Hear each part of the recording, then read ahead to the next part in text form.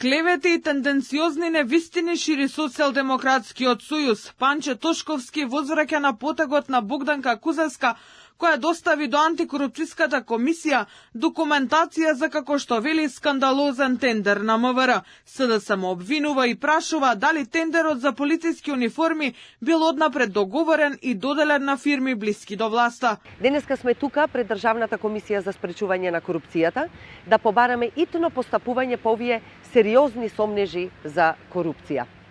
Ќе ги предадеме овие документи да се истражи до крај дали станува збор за наместен тендер, дали станува збор за однапред договорен тендер. Според министерот за внатрешни работи, сите јавни набавки на МВР се јавно достапни и граѓаните не верувале во овие манипулации на опозицијата. Сите оние напади, лаги, манипулации, клевети и сето она кое што беше изнесено во јавноста не ме чуди ни мене, не ја чуди ни македонската јавност.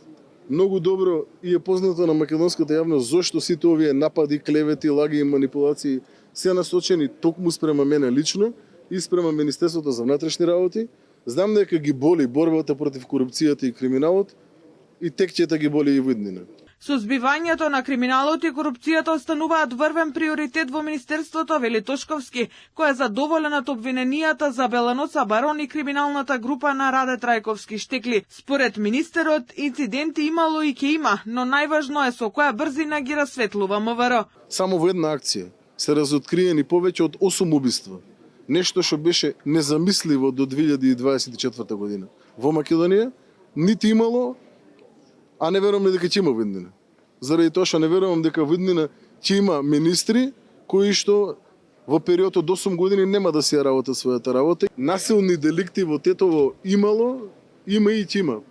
Прашањето е како ќе одговори Министерството за внатрешни работи на нив, а мислам дека гледате дека одговара на вистина соодветно, навремено и во насока на она што треба да го даде како одговор. Инаку Тошковски заедно со неговиот косовски колега Свечла го означија стартот на користење на системот One Stop Shop на граничниот премин Јажинце, со што граѓаните со едно застанување ќе поминуваат од Македонија во Косово и обратно.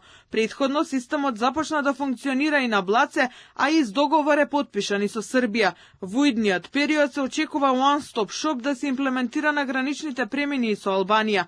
Ова значи дека сите гранични формалности ќе се завршуваат на едно место, односно една пасошка контрола, што ќе значи помалку чекање на граница, а податоците ќе се разменуваат во реално време преку современ технолошки систем.